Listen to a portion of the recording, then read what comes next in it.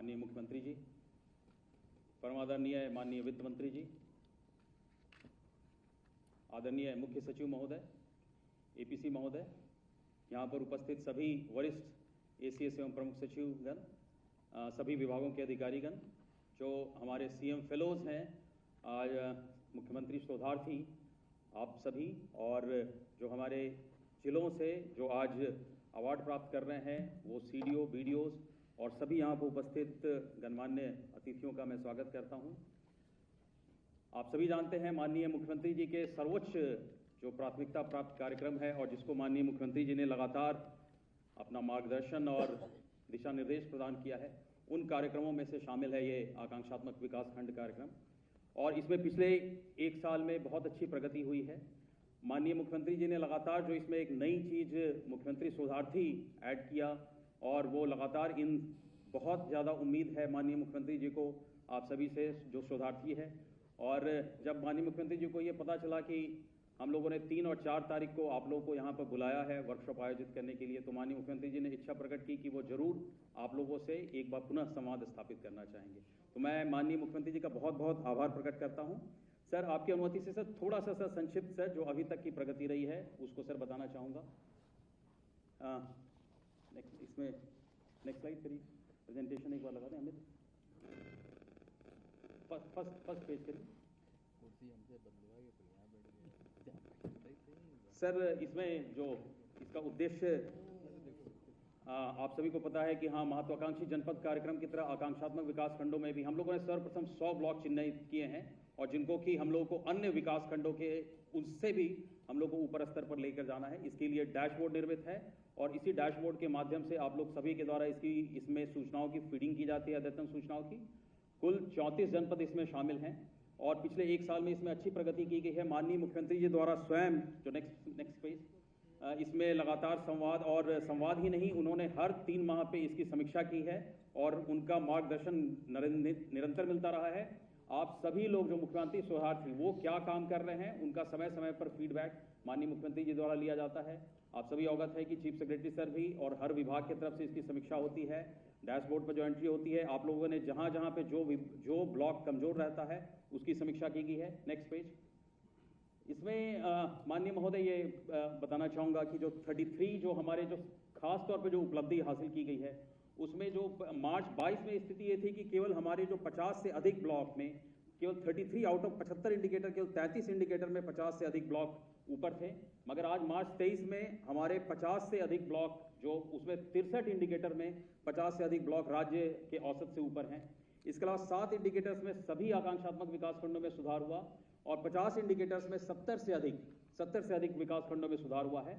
इसकी एक हम लोगों ने एनुअल ईयर बुक और जो वार्षिक प्रतिवेदन है उसको भी आज माननीय मुख्यमंत्री जी के आशीर्वचन से आज उसका विमोचन किया जाएगा और जिसको कि हम लोग अलग अलग ब्लॉकों में जो सभी जनपदों में और अन्य प्रदेशों में भी इसको भेजेंगे जिससे कि इसका लाभ अन्य जगहों पे भी उठाया जा सके। नेक्स्ट सर, इसमें जो आज आपके कर कमलों से सर जो जिन लोगों ने बहुत उत्कृष्ट कार्य किया है उन विकासखंडों में विष्णुपुरा, कुशीनगर को 2 करोड़ रुपए की धनराशि उनको प्रोत्साहन स्वरूप दी जाएगी, जो कि क्रिटिकल फंड की तरह जो उसके मार्ग निर्देश हैं उसी के तहत उसको खर्च कर सकेंगे।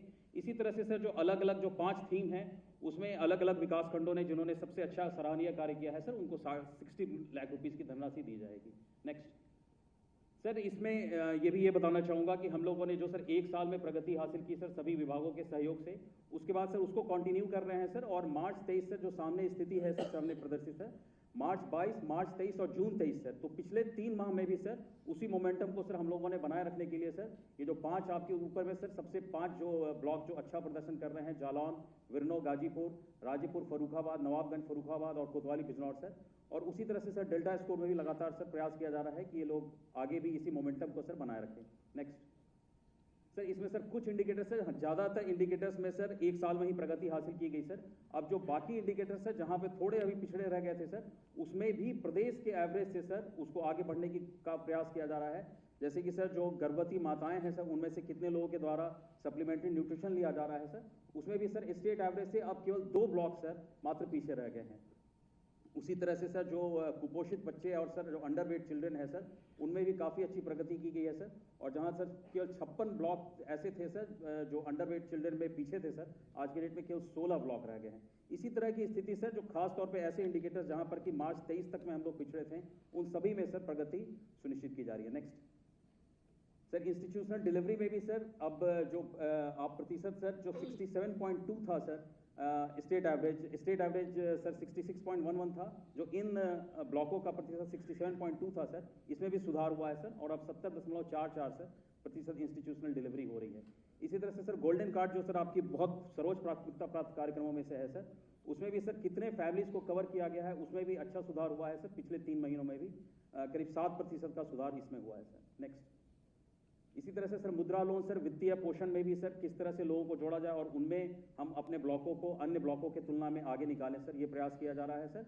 कौशल विकास मिशन सर, उसमें भी सर इसमें प्रयास किया गया सर, और कई ब्लॉकों ने अच्छी प्रगति की है। नेक्स्ट सर, नीति आयोग द्वारा सर इसकी लगातार सराहना की गई है सर, और हम लोग के सर अधिकारियों को प्रशिक्षण मॉड्यूल सर उन्होंने जो इसी तर्ज पर पूरे देश में सर 500 ब्लॉक चिन्हित कर रहे हैं, उसके प्रशिक्षण मॉड्यूल को विकसित करने के लिए सर उन्होंने हमारे अधिकारियों को यहाँ से बुलाया था सर, और हमने सर एक मुख्यमंत्री शोधार्थी को भी सर यहाँ से पुणे भेजा था, जिससे कि वो भी उनसे वो इंटरेक्ट कर सके।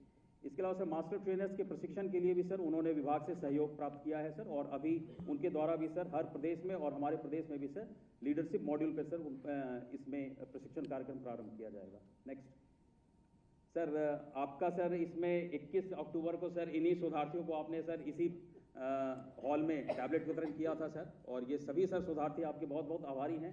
उसके बाद सर आपने 29 दिसंबर को सर इन लोगों से संवाद किया सर। आपके निर्देश पे ही सर जो ये टैबलेट है उसी पर 3 तरह की रिपोर्ट इनसे ऑफिस विजिट, जो ऑफिस इन्होंने विजिट करते हैं, फील्ड विजिट सर इन्होंने क्या किया, और मंथली रिपोर्ट सर इसी टैबलेट के माध्यम से लिया जाता है। नेक्स्ट, इसके बाद सर हम लोगों ने ऐप भी अब इस पर डेवलप कर लिया है सर। एक इसमें ग्रेडिंग की व्यवस्था भी रखी गई है, ए ग्रेड में जो 7 से अधिक अंक प्राप्त करते हैं, बी और सी, और इसमें भी सर प्रयास है कि इनमें सुधार हो।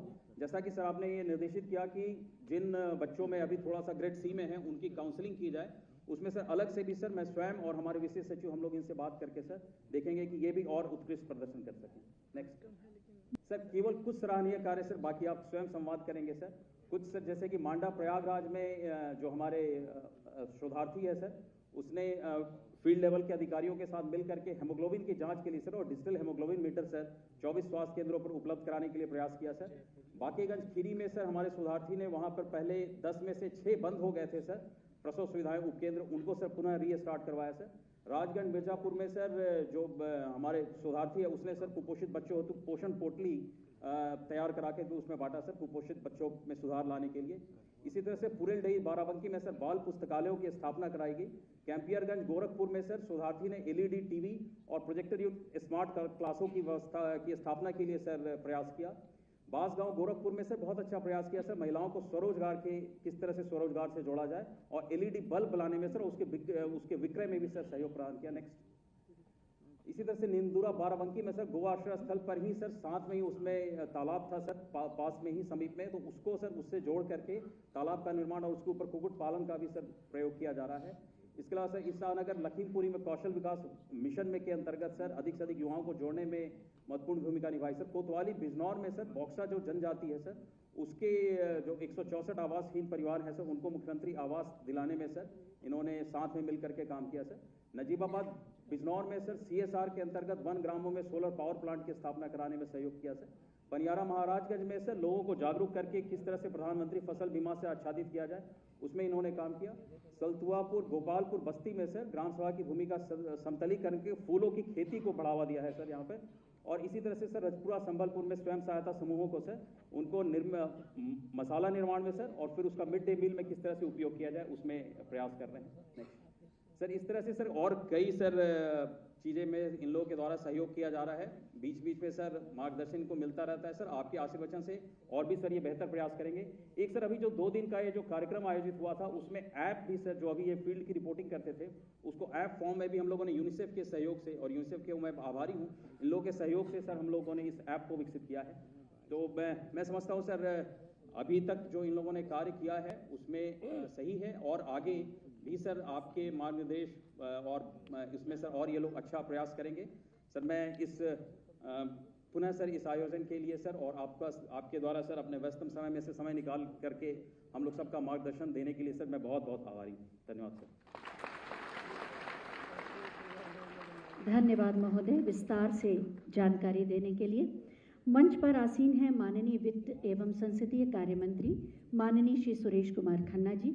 हम उनसे अनुरोध करेंगे कि आज के इस अवसर पर अपने विचारों से हमारा मार्गदर्शन करने की कृपा करें।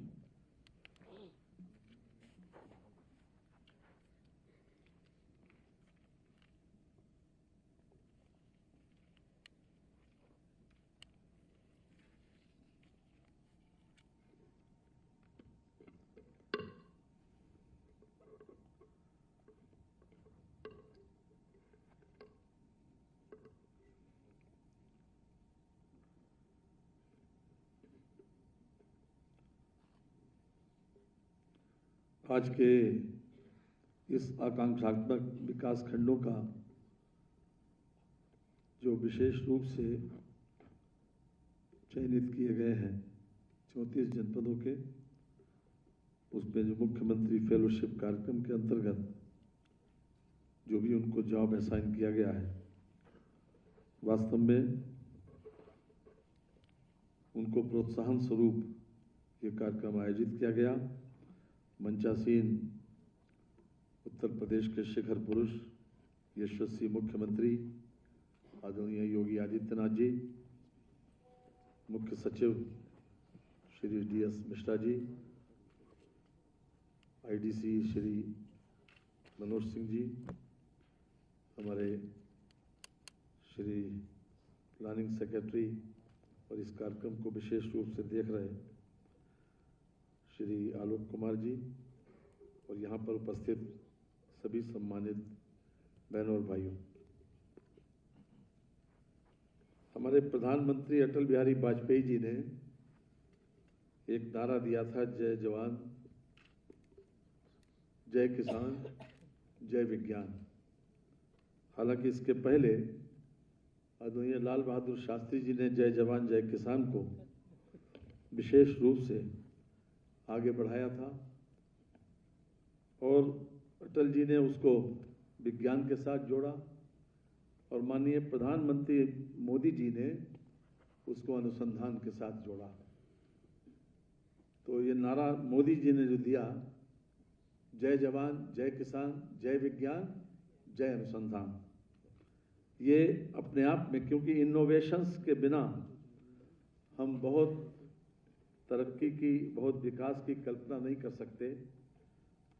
और मुझे इस बात की खुशी है कि आज मुख्यमंत्री फेलोशिप कार्यक्रम के अंतर्गत जिन लोगों को ये जॉब असाइन किया गया था, उन लोगों ने बखूबी इस 10 महीने के अपने काल में इसको अच्छे तरीके से अंजाम दिया, जिसकी रिपोर्ट अभी श्री आलोक कुमार जी ने आपके समक्ष रखी कि किस प्रकार से हमारे 50 से अधिक ब्लॉक 63 इंडिकेटर्स में और आगे निकले, अर्थात उनकी प्रगति एक संतोष देने वाली है।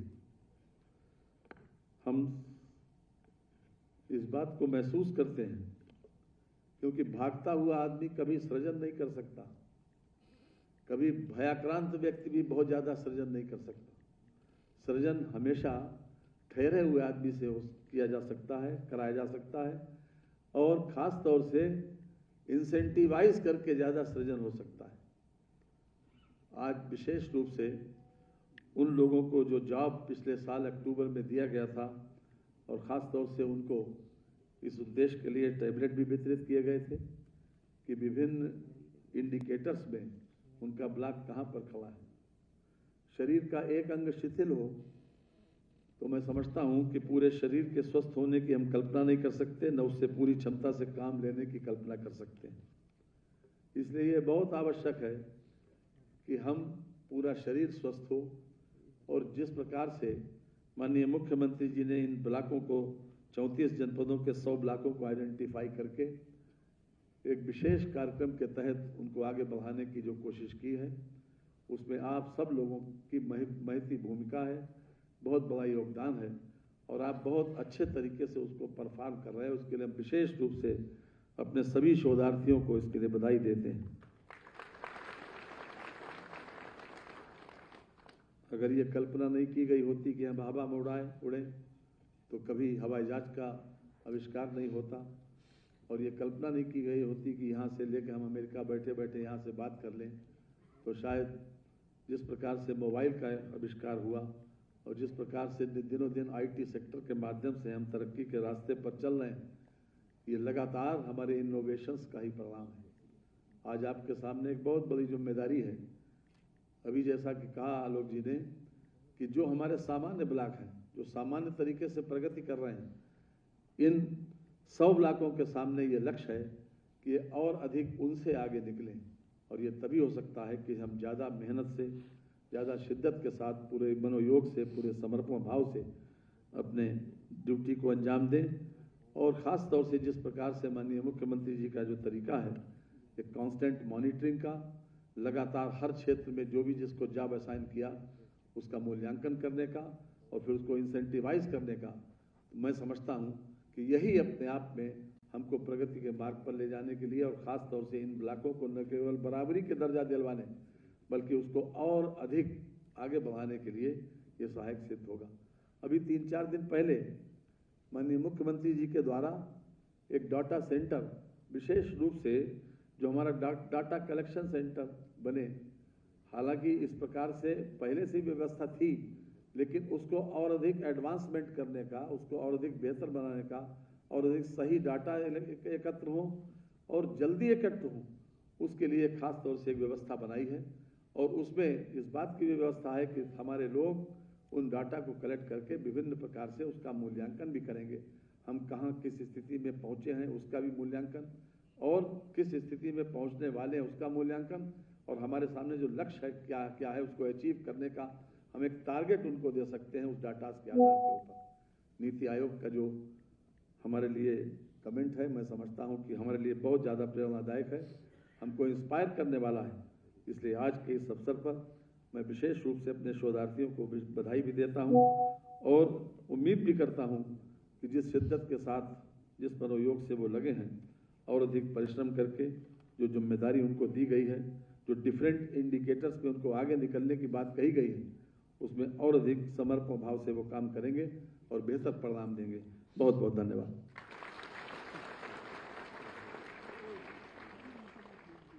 बहुत बहुत धन्यवाद माननीय, आपके प्रेरणादायी उद्बोधन के लिए। और अब बारी है शोधार्थियों के साथ माननीय मुख्यमंत्री महोदय के सीधे संवाद की। इस क्रम में मैं सबसे पहले आमंत्रित कर रही हूँ सुश्री रुचि राठौर जी को, रजपुरा संभल से। आपको माइक दिया जाए। प्रणाम सर, मेरा नाम रुचि राठौर है, मिडिश संभल, रजपुरा ब्लॉक।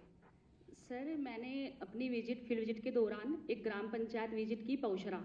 सर, मैंने वहाँ पौशरा में देखा कि कुछ महिलाएं स्वयं सहायता समूह के अकॉर्डिंग ऑर्गेनिक खेती में काम कर रही थी। ऑर्गेनिक खेती के जरिए काम करते करते उनको मैंने देखा सर, वो हाथ की मोमबत्ती से उन पैकेटों को पैकिंग करती थी और उनको क्रय करती थी और फिर विक्रय करती थी, और उनको फिर वो अपने मसाले जो थे उसको सुखाकर, मिर्ची को, हरी मिर्च लगाते थे, उसको वहीं पर सुखाकर 2-3 दिन तक उसको सर वो उसके जो होकल हाथ वाली मशीन होती थी उसमें पीसते थे। तो मैंने देखा पैकेट पे सर FSI नंबर नहीं था। मैंने सर तुरंत BDO सर को अवगत कराया। BDO सर ने कहा ठीक है, हम चलते हैं आपके साथ और फील्ड विजिट के दौरान संज्ञान लेंगे और फिर इसको FSI नंबर दिला के अगर कहीं इस तरह से ऑर्गेनिक खेती के अकॉर्डिंग कोई बढ़िया चीज़ हो रही है और आपके जरिए हमें अवगत कराया जा रहा है, तो हम क्यों ना इसको आगे बढ़ाएं। तो सर BDO सर गए, फिर उन्होंने देखा सब कुछ अच्छा था फील्ड में, और पूरी खेती में हम घूमे। मिर्च ऑर्गेनिक खेती, उनके पास थोड़ी गायें हैं, उसी का वो गोबर डालते हैं उस खेती में। और सर फिर उन्होंने BDO सर ने हमारे लेटर के माध्यम से CDO मैम को अवगत कराया। CDO मैम के पास सर वो फिर पैकेट गए, हमने उन पैकेट के मसालों को सर अपने खाने में यूज करा, खुद मैंने भी सर पहले यूज किया।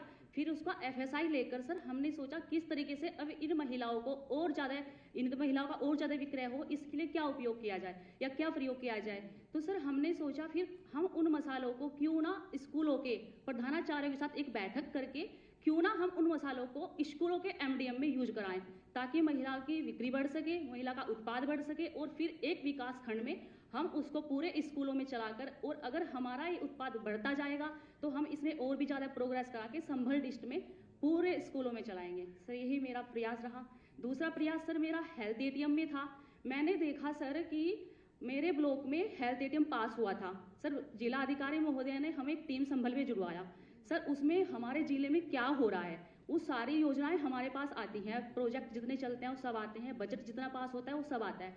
तो मैंने देखा मेरे ब्लॉक में बजट पास हुआ है हेल्थ एटीएम का, लेकिन लगा हुआ नहीं था। तो सर मैंने MIC से बात की, मैंने कहा जब हेल्थ एटीएम पास हुआ है तो आप लगवाइए ब्लॉक में। तो सर फिर उन्होंने कहा ठीक है मैडम, हम कोशिश कर रहे हैं, प्रस्ताव पास हो गया है और हम इसको जल्दी उद्घाटन में लेते हैं। सर विधायक निधि से लगाया गया है, फिर 3 अप्रैल को उसका उद्घाटन हुआ। सर समय समय पर मैं उसको जाकर चेक करती रहती हूँ और खुद भी मतलब मैं उस पर खड़े होकर अपने देखती हूँ कि वो काम ठीक से कर रहा है या नहीं कर रहा है। सर उसमें 38 तरह की जांचें होती हैं और प्रेग्नेंट महिलाएं जैसे आती हैं उनका हीमोग्लोबिन, BP वगैरह ये सब अच्छे से चेक हो रहा है। ये बहुत अच्छा कार्य हुआ है सर। तीसरा कार्य सर संभल में गौशालाओं को लेकर हो रहा है, बहुत अच्छा सर। पहले वहाँ पे छुट्टा पशुओं की बड़ी समस्या थी, लेकिन जिला अधिकारी महोदय के प्रयास से और मुख्य विकास अधिकारी के प्रयास से वहाँ पर सर ब्लॉक वाइज एक निकाला गया कि किस ग्राम सभा पर भूमिगत कब्जा है। जिन ग्राम सभाओं पर भूमिगत कब्जा था सर उनसे अधिकारियों ने, जिला अधिकारियों ने, ब्लॉक की ने और सर जिले की टीम ने मिलकर कब्जा मुक्त कराया और सर वहाँ पर गौशालाएं खोलने का काम किया है। सर मेरे ब्लॉक में कार्यरत मेरे सामने सर जनवरी से लेकर अप्रैल तक 9 गौशालाएं खुली हैं और मेरा इंडिकेटर गौशालाओं में 0 जा रहा था, न्यूमिनेटर भी और डिमिनेटर भी। सर अब 100% अचीव हो गया है गौशाला इंडिकेटर में भी। Thank you sir. धन्यवाद रुचि। हमारे अगले शोधार्थी हैं बांकेगंज खीरी के श्री सुरेंद्र कुमार दीक्षित जी। उधर दे दें। सादर प्रणाम सर। सर मैं सुरेंद्र कुमार दीक्षित, ब्लॉक बांकेगंज, जनपद खीरी। सर जब मैंने अपने ब्लॉक में ज्वाइन किया तो मैंने ये देखा कि इंस्टीट्यूशनल डिलीवरी का जो प्रतिशत है वो कम जा रहा है। तो मैंने MIC साहब से सेंटर्स की लिस्ट ली कि किन किन सेंटर्स में हमारी डिलीवरी हो रही है।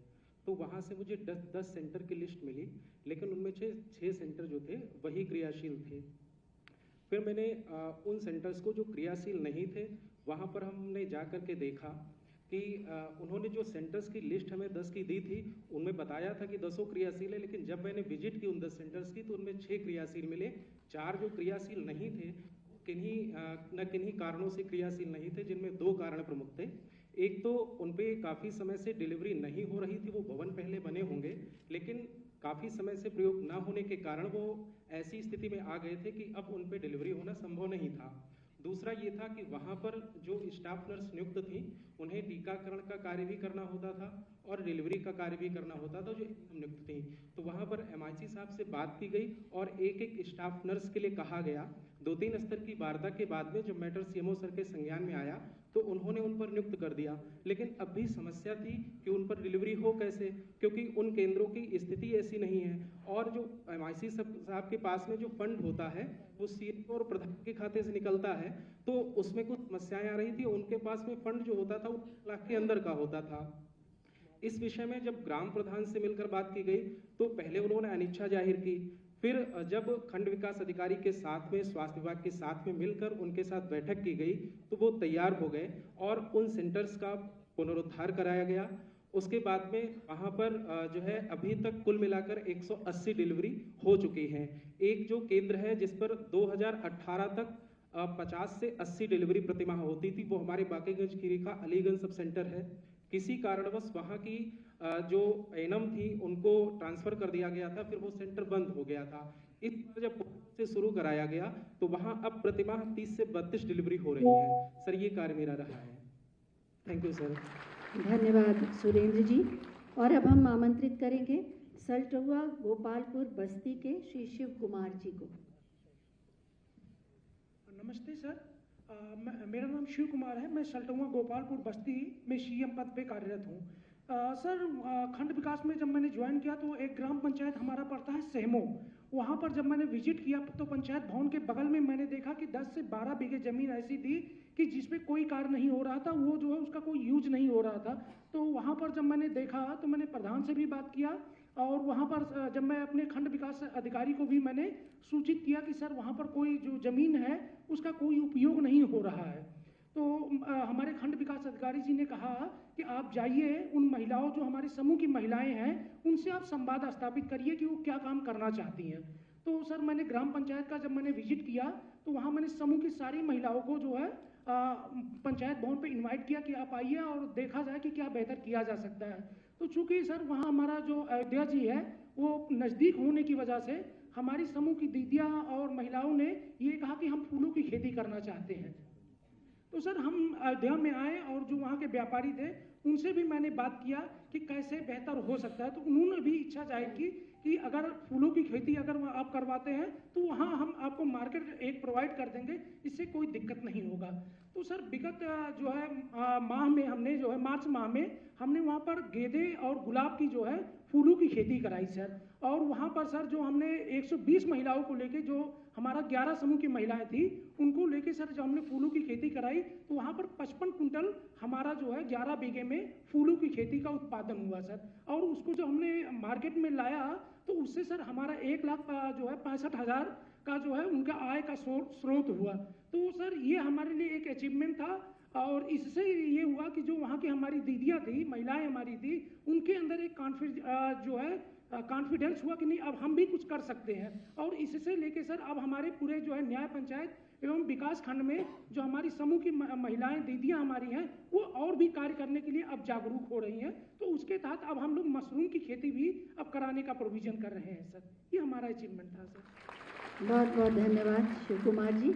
और अब हम आमंत्रित करेंगे सुश्री रुचि अवस्थी जी को जो पूरे डलई बाराबंकी से आई हैं। सादर प्रणाम सर। सर मैं डॉक्टर रुचि अवस्थी बाराबंकी ब्लॉक पूरे डलई। सर मैं ये बताना चाहूँगी कि मेरा ब्लॉक पूरे डलई बाराबंकी का सबसे अंतिम ब्लॉक है, और सर घाघरा से घिरा क्षेत्र होने के कारण यहाँ पर अवधि बोली जाती है। सर मैं जब गई तो सर किसी भी राष्ट्र के विकास और हमारे प्रदेश के लिए सबसे महत्वपूर्ण जो कड़ी है वो शिक्षा है। तो सर मैंने बहुत सारे इंडिकेटर्स पे काम किया है, लेकिन जिसपे मैंने बेसिक अचीव किया है जल्दी में सर मैं वो बताना चाहूँगी कि सर बेसिक शिक्षा में हमारे क्षेत्र में यहाँ तक कि शिक्षक भी अवधि में ही बात करते हैं, जो कि बातचीत का तरीका आसान होता है। तो सबसे पहले सर मैंने उन लोगों से बातचीत करके विद्यालयों में मैं गई तो सबसे पहले मैं पुस्तकालय पूछती थी, क्योंकि साउथ में एक बार मैं एक कॉन्फ्रेंस में गई थी तो वहाँ प्रत्येक जगह पे पुस्तकालय होता था। तो उन्होंने मुझसे कहा कि मैडम फंड्स नहीं है, हम कैसे बनाएं।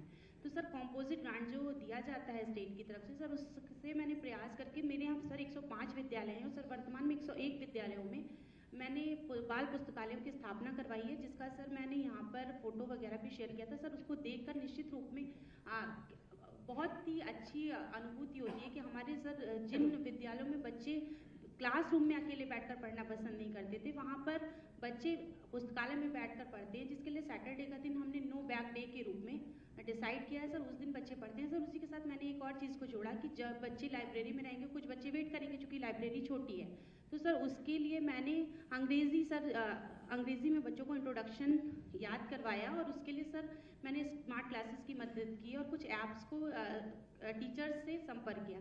सर इसके लिए मैं दिसंबर माह से अभी तक यहाँ से आने से पहले भी मैं सर गूगल मीट के माध्यम से सभी टीचर्स को एक साथ जोड़ती हूँ, क्योंकि सारे टीचर्स सर कुछ मेरे ब्लॉक से 50-50 किलोमीटर दूर पर भी ग्राम पंचायतें हैं। तो सर उनसे संवाद स्थापित करते हुए सर मैंने बच्चों को अंग्रेज़ी, और सर ये बहुत खुशी और अच्छी अनुभूति की बात है कि सर हमारे विद्यालय के बच्चे मैक्सिमम 90% विद्यालयों में आप कभी भी भ्रमण करके ये चेक कर सकते हैं कि बच्चे अंग्रेजी में अपना इंट्रोडक्शन देने में सक्षम हुए हैं, जिसके फलस्वरूप सर जिन विद्यालयों में बच्चे पहले पढ़ने नहीं आते तो उपस्थिति लगातार बढ़ रही है।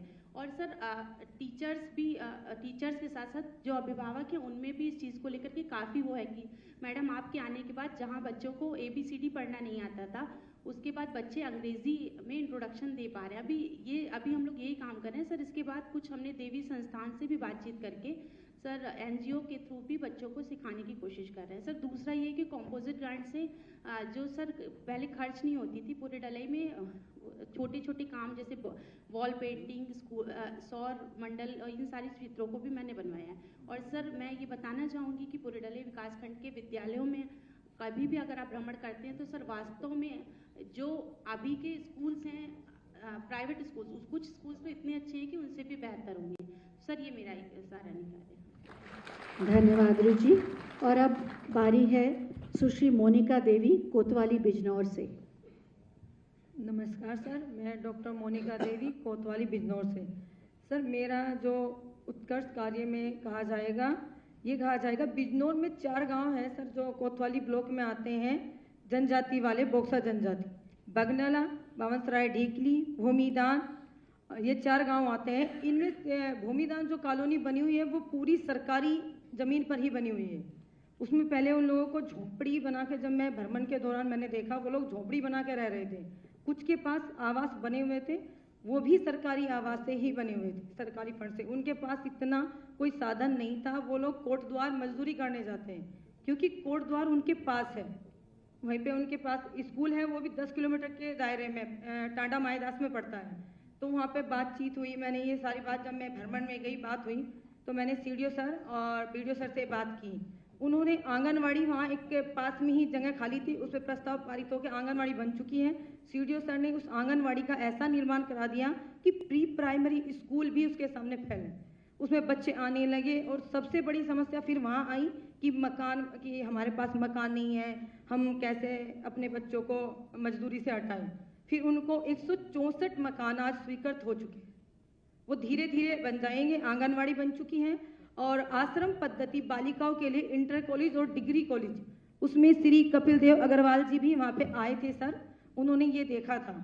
तो ये दोनों चीज़ें बन के तैयार हो चुकी हैं, उनका उद्घाटन कभी भी हो सकता है समय के साथ। और 164 मुख्यमंत्री आवास बनने की कगार पर है। Thank you so much. धन्यवाद मोनिका जी। और अब आमंत्रित कर रहे हैं हम नजीबाबाद बिजनौर की सीमा देवी जी को।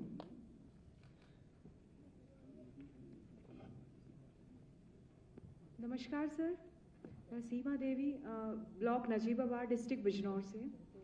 सर इस बार मेरे द्वारा काम किया गया सर CSR के तहत, कॉर्पोरेट सोशल रिस्पॉन्सिबिलिटी। जिन ऑर्गेनाइजेशन का टर्नओवर ज़्यादा होता है तो वो अपने कुछ प्रॉफिट का हिस्सा डोनेट करती है, समाज कल्याण की भलाई के लिए करती हैं। तो हमारे जो आकांक्षात्मक विकास खंड का जो ये एस्पिरेशनल ब्लॉक प्रोग्राम है सर, इसमें अतिरिक्त फंड की व्यवस्था तो नहीं है। तो कोशिश की गई कि जो वो CSR करना चाहते हैं उसका मैंने कन्वर्जन का काम किया। मैंने फाउंड आउट किया कि कहाँ पर रिक्वायरमेंट है सर उस क्योंकि गन्ना क्षेत्र है तो वहाँ पर शुगर मिल्स हैं, उनका काफ़ी अच्छा टर्नओवर होता है। तो कोशिश ये की गई कि कहाँ पर उसको CSR को लगाया जाए। सर कई सारे विद्यालयों में हैंड वॉश के लिए सर टैब वगैरह लगवाई गई उसी से। इसके अलावा कस्तूरबा गांधी आवासीय विद्यालय है सर, वहाँ पर 2। चूँकि नजीबाबाद कोटद्वार एक बॉर्डर ब्लॉक है जो कि हरिद्वार से लगता है, एक साइड वो कोटद्वार से लगता है, दूसरा मेन हरिद्वार रोड पर है। तो जो कस्तूरबा गांधी आवासीय विद्यालय है सर वो ऑन रोड है सर, वहाँ पर जिम इक्विपमेंट और फर्नीचर हमने CSR के थ्रू डोनेट करवाए सर। इसके अलावा वन क्षेत्र में गांव पड़ता है सर रामपुर चाटा, वहाँ के आंगनवाड़ी केंद्र में सर इन्वर्टर, इसके अलावा LED TV डोनेट करवाए और अन्य कई आंगनवाड़ी केंद्रों को सर प्ले स्कूल की तर्ज पर विकसित करवाया CSR के फंड के थ्रू ही। और वहाँ पर टॉयज़ बच्चों के खेलने के लिए और फर्नीचर भी डोनेट करवाए CSR फंड से। इसके अलावा सर कुछ NGOs हैं जो कोटद्वार में हैं सर, उनकी हेल्प से मैं गांव के जो गरीब तबके के लोग हैं सर उनके साथ बैठकर संवाद किया और हमारे जो शासन की पॉलिसीज़ हैं सर उनको बताया, क्योंकि उनको पता भी नहीं था। जो बिल्कुल मजदूरी करते हैं उनके साथ बीच में बैठकर और साथ में जो उनके डाउट्स थे, जो समस्याएं थी सर, उनका सॉल्यूशन शासन द्वारा करवाया गया। धन्यवाद सर। धन्यवाद। शोधार्थियों ने अपनी बात माननीय मुख्यमंत्री महोदय के सम्मुख रखी। आपके प्रयासों से जो सफलता मिली उससे जगे आत्मविश्वास की चमक आप सबके चेहरे पर दिखाई दे रही थी। और अब बारी है आकांक्षात्मक विकास खंडों में जिन्होंने उत्कृष्ट कार्य किया उन्हें पुरस्कृत करने की। प्रोत्साहन धनराशि के माध्यम से मैं माननीय मुख्यमंत्री महोदय से अनुरोध करूंगी कि उन्हें ये पुरस्कार दें। इस क्रम में मैं सबसे पहले आमंत्रित कर रही हूं ओवरऑल डेल्टा रैंकिंग के लिए विष्णुपुरा कुशीनगर की CDO सुश्री गुंजन द्विवेदी जी, BDO सुशील कुमार सिंह जी और शोधार्थी गरिमा गुप्ता जी। 2 करोड़ रुपए की धनराशि इन्हें दी जा रही है।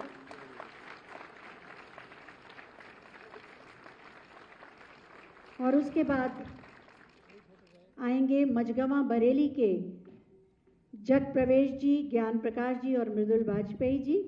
इन्होंने चिकित्सा पोषण के क्षेत्र में कार्य किया। 60 लाख रुपए की धनराशि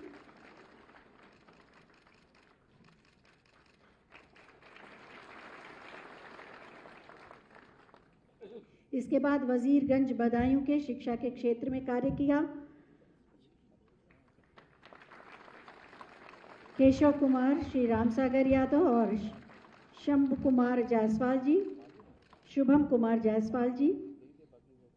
और इसके बाद बीटी अंबेडकर नगर, जिन्होंने कृषि एवं जल संसाधन में कार्य किया, श्री अनुराग जैन जी, श्री सुनील कुमार तिवारी जी और डॉक्टर स्वाति श्रीवास्तव। वित्तीय समावेशन और कौशल विकास में फतेहगंज बरेली के श्री जग प्रवेश जी, श्री आशीष पाल जी और श्री अवधेश कुमार जी। 60 लाख रुपए की धनराशि इन सभी को। और अंत में आधारभूत अवसंरचना में सुहाव बलिया ने बहुत अच्छा कार्य किया। श्री प्रवीण कुमार जी, श्री शिवांकित वर्मा जी और श्री विनोद कुमार जायसवाल जी। सभी के लिए एक बार जोरदार तालियां। 60 रुपए की धनराशि, 60 लाख रुपए की धनराशि। बहुत बहुत धन्यवाद माननीय मुख्यमंत्री महोदय आपका। और अब मैं माननीय मुख्यमंत्री महोदय से अनुरोध करूंगी कि वार्षिक प्रगति आकांक्षात्मक विकास खंडों की जो हुई उसके वार्षिक प्रतिवेदन पुस्तिका का विमोचन करने की कृपा करें।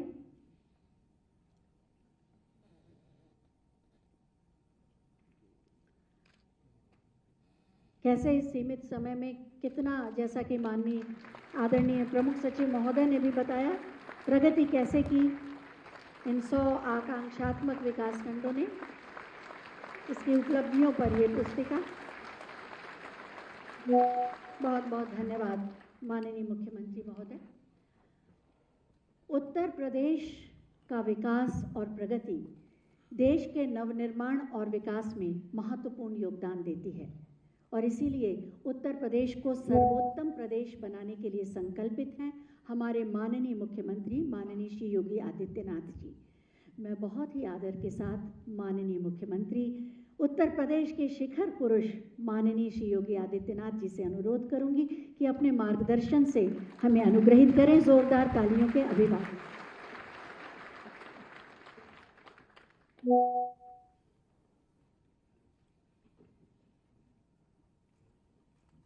आकांक्षात्मक विकास खंडों में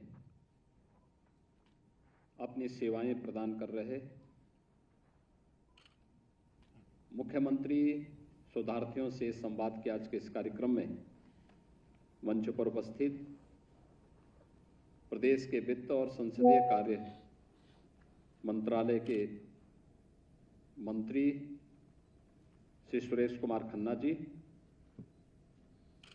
प्रदेश के मुख्य सचिव श्री दुर्गा शंकर मिश्र जी, कृषि उत्पादन आयुक्त श्री मनोज कुमार सिंह जी, प्रमुख सचिव नियोजन श्री आलोक कुमार जी, प्रदेश सरकार के सभी वरिष्ठ अधिकारीगण, शोधार्थीगण और उपस्थित भाइयों बहनों, आज मुझे तीसरी बार आपसे संवाद बनाने का अवसर प्राप्त हो रहा है। आज का दिन आकांक्षात्मक विकास खंडों के लिए चयन का 1 वर्ष पूरे होने का अवसर है और पिछले 8-9 महीनों से मुख्यमंत्री शोधार्थी भी उन विकास खंडों में जाकर के जो 5 सेक्टर आपके लिए चयनित किए गए हैं, जो 75 इंडिकेटर्स के साथ आपको उन्हें सामान्य विकास की प्रक्रिया के साथ जुड़ने वाले विकास खंडों की श्रेणी में लाके खड़ा करना है। कुछ शोधार्थियों ने अपने अनुभव से भी यहां पे अवगत कराया है और अभी यहां पर अलग अलग सेक्टर में किस विकास खंड ने कौन सी रैंकिंग प्राप्त की है, उन्हें सम्मानित भी किया गया है। मैं सबसे पहले सम्मानित होने वाले विकास खंडों को, उनके मुख्य विकास अधिकारी, वहाँ के बीडीओ और वहाँ के शोधार्थी को हृदय से बधाई देता हूँ।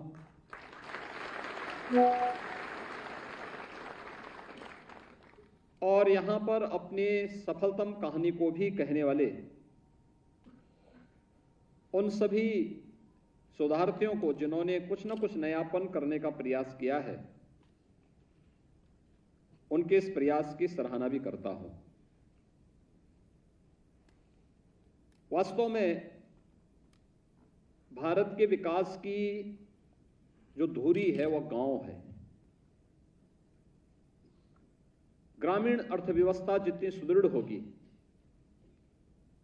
जितनी मजबूत होगी और जितनी आत्मनिर्भर होगी, उतना ही आत्मनिर्भरता के लक्ष्य को हमारा समाज, हमारा प्रदेश और हमारा देश प्राप्त कर पाएगा। उसी आत्मनिर्भरता को प्राप्त करने के लिए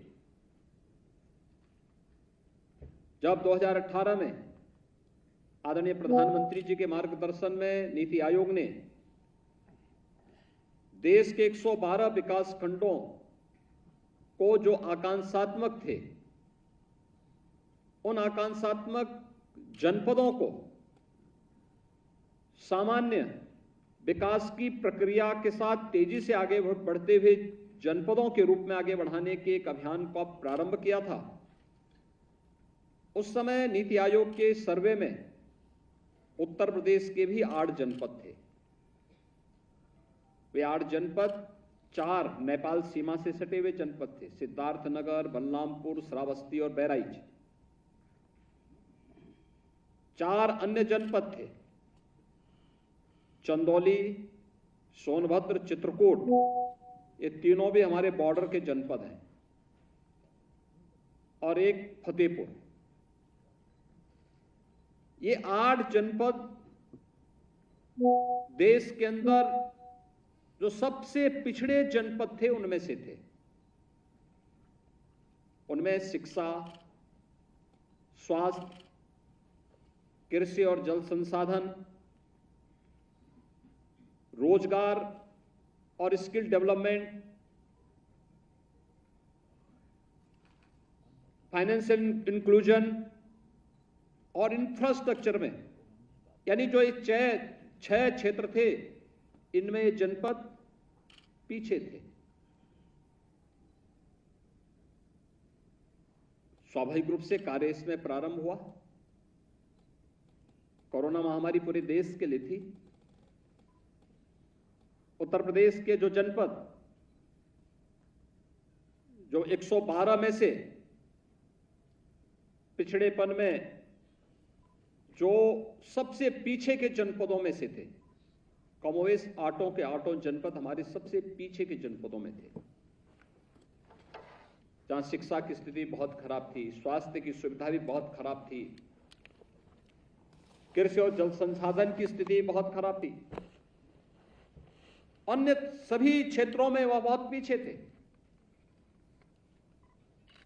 जब एक टीम वर्क होता है, सामूहिक रूप से सभी ने मिलकर के अपने अपने क्षेत्र को कार्य प्रारंभ किया, सबसे पहली श्रेणी में था कि भी वहां पे मानव संसाधन पूरे हो।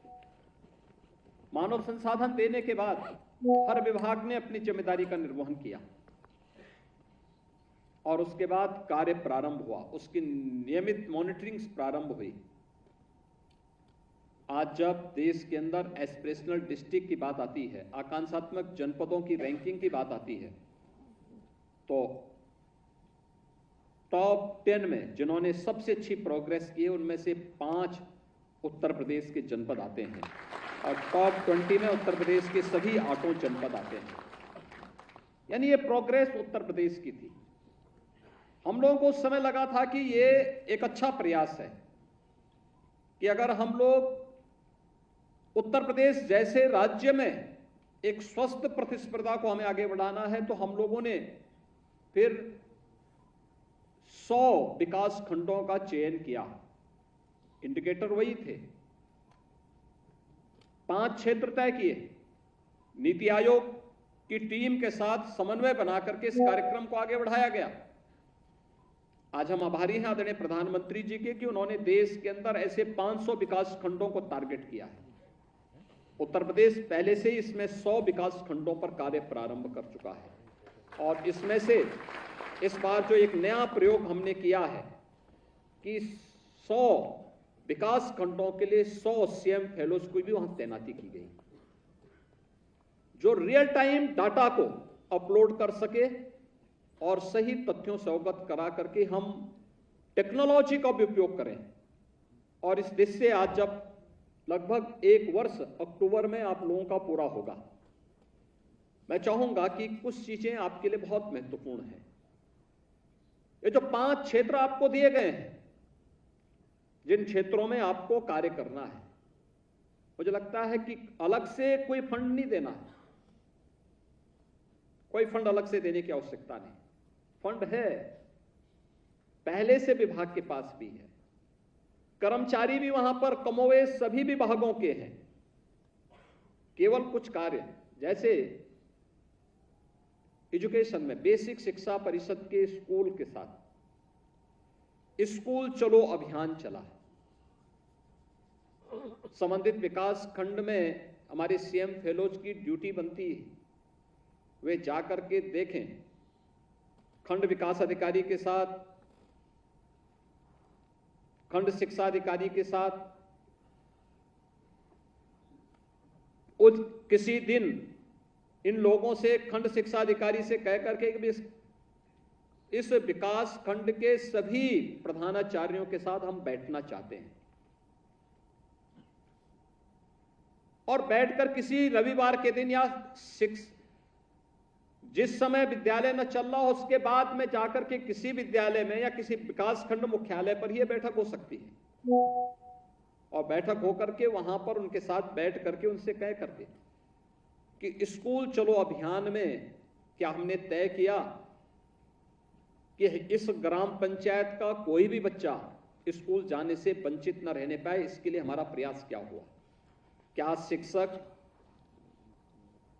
और अभिभावक की बैठक करवाई, क्या शिक्षक गांव के प्रत्येक घर में जाकर के उन्होंने घर में दस्तक दी कि आपके घर में कितने बच्चे हैं, वो स्कूल जा रहे हैं कि नहीं जा रहे हैं, जा रहे हैं तो कहां जा रहे हैं, नहीं जा रहे हैं तो क्यों नहीं जा रहे हैं। अक्सर एक चीज सुनने को मिलेगी, अरे साहब हम गरीब हैं कैसे पढ़ाएंगे। उनको बताने की आवश्यकता है कि आप गरीब हैं तो क्या बच्चे को भी गरीब रखना चाहते हैं। शिक्षा free, uniform free, bag books free, जूता मोजा फ्री, स्वेटर फ्री, और मिड डे मील की व्यवस्था भी है। जब बताएंगे तो फिर उस बच्चे को स्वयं अपने साथ लेकर के स्कूल चले जाइए, और फिर ड्यूटी लगाइए कि वो बच्चा घर में भी पहुंच जाए वापस। आदत डालेंगे, उसको अच्छा लगेगा वहां एक समूह के साथ खेलने में भी, पढ़ने में भी। और फिर देखो कि उस विद्यालय की स्थिति क्या है। ऑपरेशन कायाकल्प बेसिक शिक्षा परिषद ने चलाया था, क्या उस विद्यालय में पढ़े हुए पुरातन छात्र हैं कि नहीं, क्या उनके साथ आप बैठ सकते हैं, शिक्षक उनके साथ बैठ सकते हैं। ऑपरेशन कायाकल्प में अगर अभी भी वो विद्यालय नहीं आया है तो उन पुरातन छात्रों को जगाइए, ग्राम पंचायत को जगाइए, फ्लोरिंग बन जाए, फर्नीचर की व्यवस्था हो, टॉयलेट बालक बालिकाओं के लिए अलग से बन जाए। ये सुविधाएं अगर हम देते हैं, वहां पर स्वयं उनके सहयोग से करते हैं, उसके लिए उन लोगों को स्वयं भी इसके लिए तैयार करना है।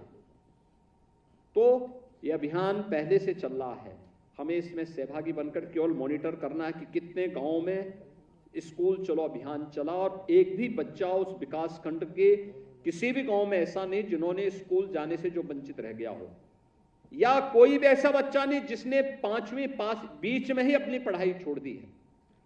बीच का मतलब तीसरी से चौथी में गया, अब स्कूल नहीं जा रहा है, बच्चे का मन नहीं लग रहा है, उसके मन को लगाना है, क्योंकि स्वतंत्रता तो सबको अच्छी लगती है, लेकिन उसको अभी से शिक्षा के प्रति रुचि जागृत करनी पड़ेगी।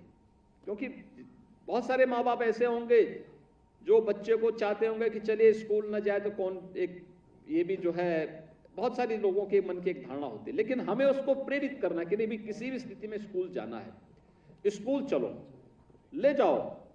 उसके लिए एक प्रेरक के रूप में शिक्षक को तैयार होना होगा, अभिभावकों को तैयार होना होगा, और उसके पीछे आपका योगदान बन सकता है।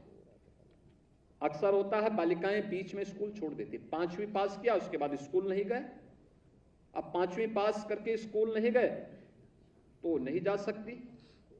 आपको देखना होगा, हमने बालिकाओं के लिए कुछ व्यवस्थाएं दी है। मुख्यमंत्री कन्या सुमंगला योजना, बेटी के जन्म लेने पर, बेटी के विद्यालय में प्रवेश करने पर, बेटी के 6ठी क्लास में जाने पर, बेटी के 9वीं क्लास में जाने पर, हाई स्कूल की परीक्षा पास होने के बाद आगे कोई भी ITI या कोई सर्टिफिकेट कोर्स या कोई डिप्लोमा कोर्स या आगे जो भी कार्य किसी उससे जुड़ना चाहती है, इसके लिए भी व्यवस्था दी गई है। हम ये भी पूछ सकते हैं, क्या ये बेटियां स्कूल क्यों नहीं जा रही हैं? क्या स्कूल में कोई दुर्व्यवहार तो नहीं करता है? क्या ऐसा तो नहीं कोई भेदभाव होता है? ऐसा तो नहीं कि उसके पास अन्य कोई संसाधनों का अभाव है? तो फिर ये कन्या सुमंगला योजना की राशि उस बेटी को क्यों नहीं मिल पा रही है? इसके लिए भी आप अपने स्तर पर प्रयास कर सकते हैं, शासन की इस स्कीम का लाभ देना।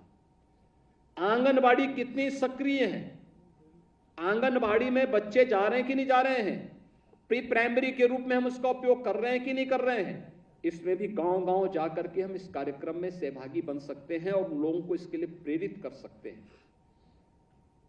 बच्चे बीच में स्कूल तो नहीं छोड़ रहे हैं, बालिकाएं स्कूल जो छोड़ने वाली उनको बोलो कि स्कूल आप जाएंगे तो आपको एक कन्या सुमंगला योजना की इतनी राशि मिलेगी, स्कॉलरशिप के रूप में एक पूंजी हो जाएगी उसके पास, अच्छी खासी पूंजी हो सकती है। उसको बताइए, इसके बारे में हमें बताना पड़ेगा। ये एक बड़ा कार्यक्रम होगा जिसको हम शिक्षा के क्षेत्र में प्रेरित करने का कार्य कर सकते हैं। ऐसे ही स्वास्थ्य के क्षेत्र में संचारी रोग उन्मूलन के लिए सरकार के साल में 3 बार कार्यक्रम चलते हैं। 3 कार्यक्रम 3 बार चलते हैं, हर 4 महीने में 1 बार कार्यक्रम चलता है। इसमें याद रखना, संचारी रोग के उन्मूलन का सबसे पहला सूत्र है स्वच्छता। गांव में स्वच्छता है कि नहीं है? नहीं है तो स्वच्छता कर्मी क्या कर रहा है, सफाई कर्मचारी क्या कर रहा है? अगर वह भी नहीं है तो हम गांव के लोगों को तो बोल ही सकते हैं, ग्राम प्रधान को भी बोल ही सकते हैं, ग्राम प्रधान के पास भी निधि है, या गांव के लोगों की बैठक भी कर सकते हैं कि भाई बीमारी आएगी तो गांव के लोग ही तो चपेट में आएंगे। क्या गांव के लोग सभी मिलकर के अपने गांव को साफ नहीं कर सकते? लोगों के मन में एक भाव पैदा होना चाहिए, उसे एक जन आंदोलन का रूप लेना चाहिए। प्लास्टिक नहीं उपयोग करना चाहिए। शादी ब्याह में कप, गिलास, प्लेट, थर्माकोल, इन सभी को, प्लास्टिक हो या थर्माकोल हो, इसका उपयोग नहीं करना चाहिए। पत्तल का उपयोग करें या फिर जो परंपरागत बर्तन है उनका उपयोग करें। अगर हम पहले स्वच्छता के बारे में लोगों को बोलें। दूसरा, सरकार का ट्यूबरक्लोसिस उन्मूलन का एक बृहद कार्यक्रम चल रहा है और आदरणीय प्रधानमंत्री जी ने 2025 तक देश को टीबी से मुक्त करने के एक बड़े अभियान को लिया है।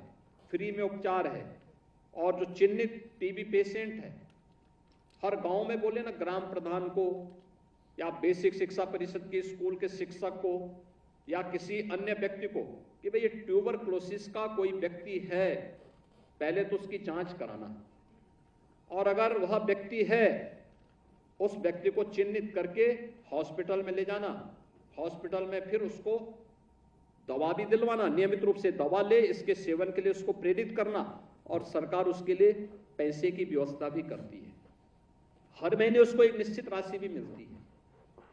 जिससे वो कोई पौष्टिक आहार खा सके। इसकी व्यवस्था के लिए हम एक बड़ा कार्यक्रम चला सकते हैं। आप घोषणा कर सकते हैं कि मेरा विकासखंड ट्यूबरकुलोसिस से मुक्त हो गया है।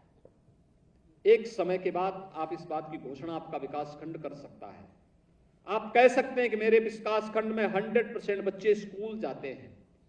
हमारे विकासखंड में 100% बच्चे, हर स्कूल ऐसे हैं जो ऑपरेशन कायाकल्प में आच्छादित हो चुके हैं और विद्यालयों को हमने ऑपरेशन कायाकल्प के अंदर पूरी व्यवस्था के साथ जोड़ दिया है। ऐसे ही किसानों के लिए भी कर सकते हैं।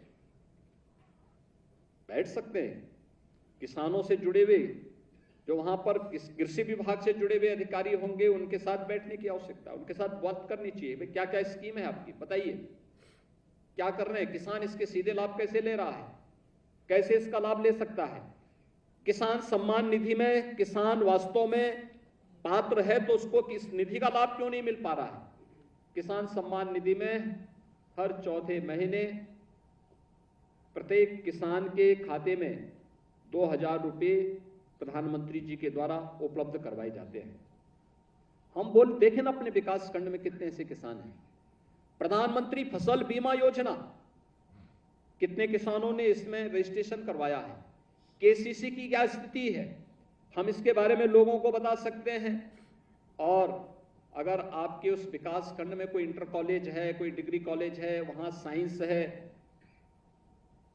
केमिस्ट्री की लैब होगी, बायोलॉजी की लैब होगी, आप वहां बोलिए ना उन बच्चों को, उस स्कूल के प्रबंधन से, गवर्नमेंट का स्कूल है, उनसे बोलिए कि इसमें थोड़ा सा और सहयोग वे लोग कर लें तो वहां पे सॉइल हेल्थ की भी लैब के रूप में उसका इस्तेमाल किया जा सकता है। कृषि विभाग के लोगों के साथ उनका संबंध जोड़िए, उनको बोलिए कैसे आप इस कार्यक्रम को कर सकते हैं। ये सभी चीजें उनको, और फिर फसलों की विविधता एक किसानों की आमदनी को बढ़ाएगी। सब्जी की खेती उनकी आमदनी को बढ़ाएगी, बागवानी उनकी आमदनी को बढ़ाएगी। हमें ऐसे कौन से तरीके अपनाने हैं जो कम खर्चे में अच्छा उत्पादन किसान को उपलब्ध करवा सकता है। कृषि विभाग के लोग इसके लिए तैयारी करें, इसमें हम कर सकते हैं। हर विकास खंड में फाइनेंशियल इंक्लूजन में, वित्तीय समावेशन में हम लोग वहां पे रोजगार मेला लगा सकते हैं। और इसके लिए हम बीडीओ से बोलें, सीडीओ से बात करें और फिर उनसे बात करें कि बैंकर्स के साथ बैठक करके हमारा प्रयास होना चाहिए कि हर तीसरे महीने कोई ना कोई बैंक एक रोजगार मेला लगे उस विकास खंड के युवाओं के लिए या उस विकास खंड के अन्य लोगों के लिए। उसका सेक्टर चिन्हित कर लीजिए आप, उसमें महिलाएं भी लोन लें, युवा भी लें, जो पहले से व्यापारी हैं वे लोग भी लें, और किस कार्य के लिए चाहिए उनको ये चिन्हित होना चाहिए। उसके लिए पहले से उसका ट्रेनिंग का प्रोग्राम चले, कुछ ना कुछ चले। वित्तीय समावेशन का कनेक्टिविटी को देखना चाहिए, कनेक्टिविटी की क्या स्थिति है, नहीं है तो संबंधित विभाग के साथ, सीडीओ के साथ बैठक करके बोलना चाहिए कि फलानी जगह जाने का रास्ता नहीं, पुल नहीं है, या फलाने कार्य की आवश्यकता है, फलाने भवन की आवश्यकता है। ये चीजें अगर आप वहां उनके साथ कोऑर्डिनेट करके इस कार्यक्रम को आगे बढ़ा लेते हैं, बहुत बड़ा कार्य हो सकता है। हर बार एक चीज को, लेकिन निरंतर भ्रमण करना होगा। विकास खंड के हर गांव में आपका प्रयास हो कि महीने में 30 दिन है, प्रयास होना चाहिए कि 30 दिन में कम से कम 30 ग्राम पंचायत तो आपसे कवर हुई हो। हमारा प्रयास होना चाहिए कि अगर ज्यादा गांव हैं तो हर ग्राम पंचायतें ज्यादा होंगी।